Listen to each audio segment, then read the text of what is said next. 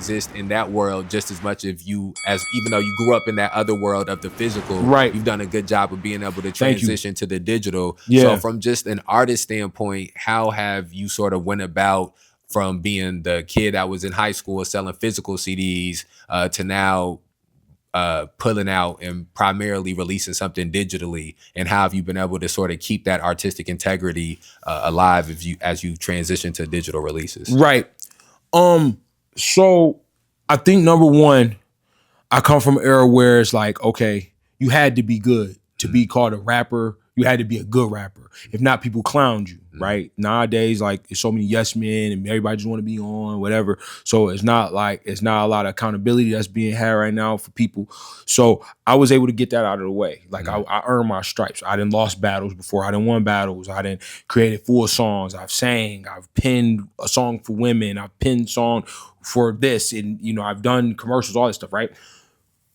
Where how I moved with this was a lot of people do this for the money. I'm a hustler, so I'm always gonna get it. Music has just always been a passion of mine. Some cats go to the Y every day and play basketball. Never going to the league, never, they just love playing ball. Me, I love music. I love creating music, bro. I love rapping. I love singing. I love writing. I love what I can do, how I can surprise myself and challenge myself. I love that, right?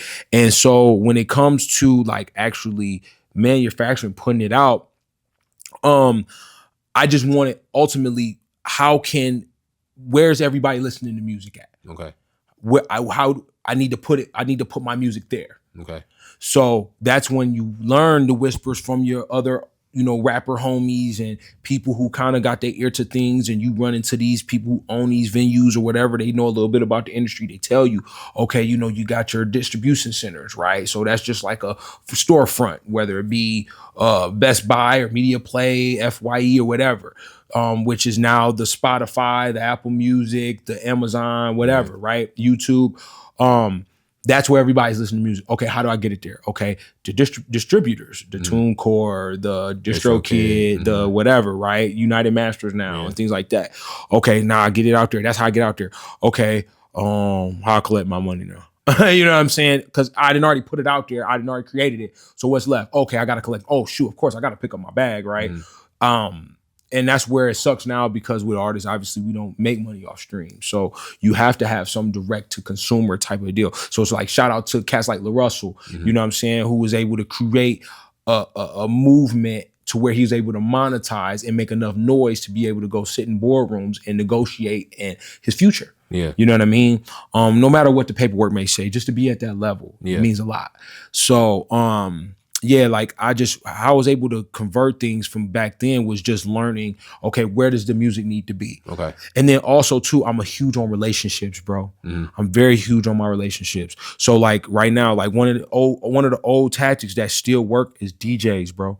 I have a lot of DJ friends, like a lot of friends who are DJs. I wouldn't even say DJ friends who are DJs. Yeah. That, you know I make good music and they believe in it too. So all I got to do is send them a record. Hey, play this tonight.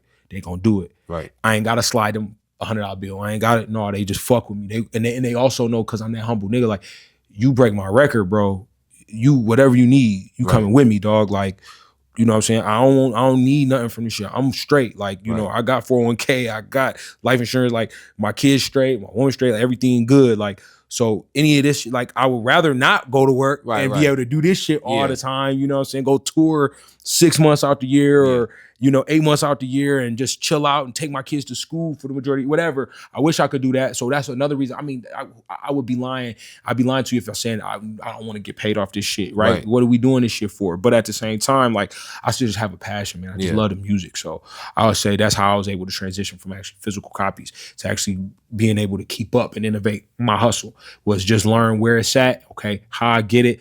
And, you know, me, I don't really keep numbers. You know, I was once told one of my homies, KB, told me, hey, man, real players don't keep score. So it's like, you know, the money gonna come when it come.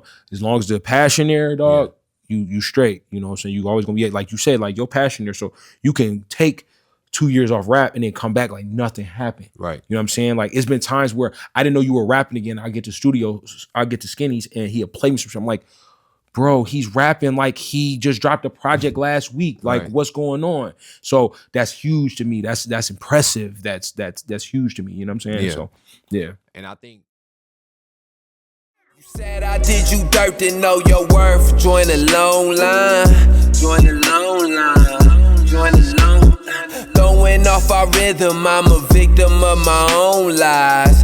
Of my own lies. Of my own.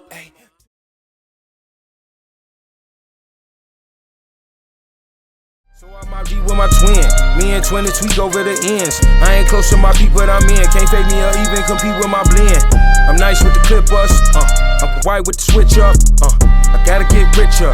Got product in the picture.